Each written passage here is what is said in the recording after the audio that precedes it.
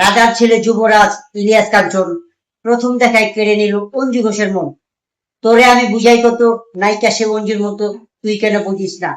তোরে আমি ভালোবাসি, বেদের মেয়ে জোসনা। যদি এই ডায়লগটা আমার, আর কোথাও এই ডায়লগটা পাবেন না।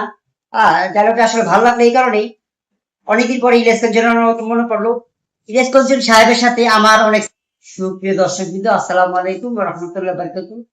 আপনারা জানেন, সম্প্রতি ইলিয়াস কাঞ্চন সাহেব আমাদের বাংলার হিরো, জনপ্রিয় হিরো, এবং বেদের মেয়ে জ্যোৎস্না খ্যাত ইলিয়াস কাঞ্চনের কথা বললে আর একটা কথা মনে পড়ে। স্মৃতি শুধু আমার না, আমার সাথে যে আমার একটা ভাই বেড়াদা থাকে আর কি, বন্ধু সুলভ আচরণ করি।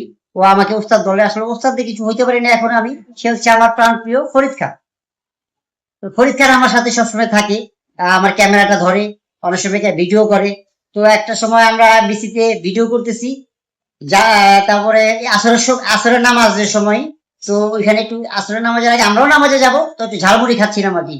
তখন নিপুণ আপু, ইলিয়াস কাঞ্চন সাহেব ইয়াং, কিন্তু ইতানি একটু অসুস্থ হওয়ার পরে বুড়া হয়ে গেছে। তো ইয়াং অবস্থায় আসছে, সাদা ড্রেস পরে, আমিও সাদা ড্রেস পরি সবসময়। তো ফরিদরে বলতেছে আর আমার বলতেছে, আমরা ঝালমুড়ি খাচ্ছিলাম। কি ব্যাপার, নামাজে যাবো না, তোমরা ঝালমুড়ি খাচ্ছ?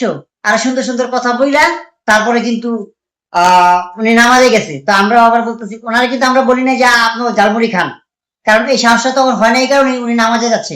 তো আমরা বলতেছি যে হ্যাঁ আমরা আসতেছি, আপনি যান, আইসা আপনার আমরা আমরা একসাথে আবার খাবো, ঝালমুড়ি খাবো। ইলিয়াস কাঞ্চন সাহেব আমাদের সাথে ঝালমুড়ি খাবে।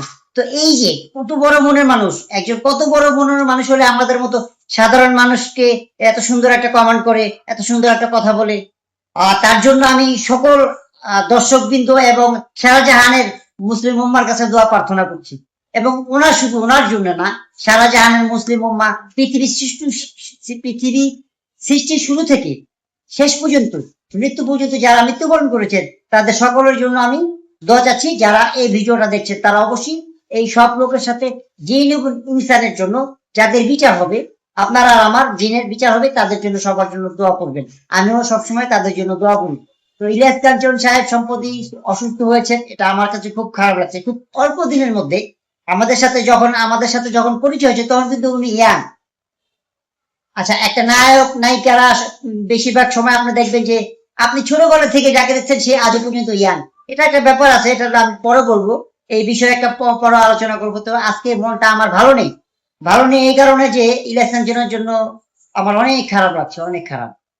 ওনার সাথে আরো স্মৃতি রয়েছে। আমরা আপনারা জানেন, ফায়ার ডিরেক্টর আরমান সাহেবের একটা রিসোর্ট আছে, ওই রিসোর্টে ক্যামেরাম্যান সমিতির পিকনিক হয়েছিল, সেখানে আমরা হাজির হয়েছিলাম। নিপুণ আপু ছিল, তার সাথে আমার অনেক ছবি। নিপুণ আপু, অঞ্জনা আপু, আর তারপরে ডান্স ডিরেক্টর মাসুম বাবু, ওনারা সবাই ছিল। ওনাদের নাম ধরে বলছি, সব বেদবি নিয়েবেন না। ওনারা অবশ্যই আমাদের সিনিয়র, বাবা সমতুল্য সিনিয়র এবং সম্মানী ব্যক্তি আমাদের কাছে, কারণ ওনারা পরিচালক, অনেক পরিচালকই আমাদের বাবার মতোই পরিচালকরা। তো ভুল ত্রুটি ক্ষমা দৃষ্টিতে দেখবেন। তো আমি বলতে চাই, ইলিয়াস কাঞ্চন সাহেবের জন্য দোয়া করবেন অবশ্যই। এবং শুধু ইলিয়াস কাঞ্চন না, যেসব নায়ক নায়িকারা মারা গেছেন তাদের সবার জন্য দোয়া করবেন। আজকের মতো এখানে শেষ। আল্লাহ হাফেজ।